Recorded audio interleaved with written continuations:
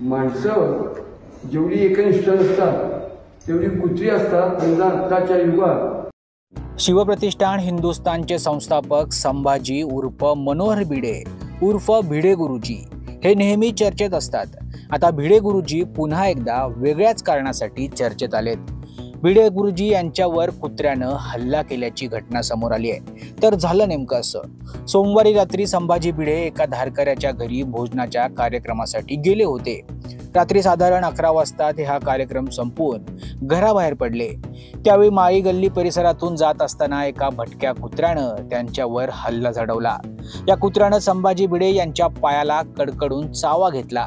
त्यानंतर संभाजी भिडे यांना तातडीनं सांगलीतील शासकीय रुग्णालयात हलवण्यात आलं. त्यांच्या प्रकृतीबद्दल अद्याप कोणतीही अपडेट समोर आली नाहीये. सांगलीमध्ये माळी गल्लीतील शिवप्रतिष्ठानचे संस्थापक संभाजी भिडे गुरुजी यांच्यावर रात्री कुत्र्यानं हल्ला केला होता.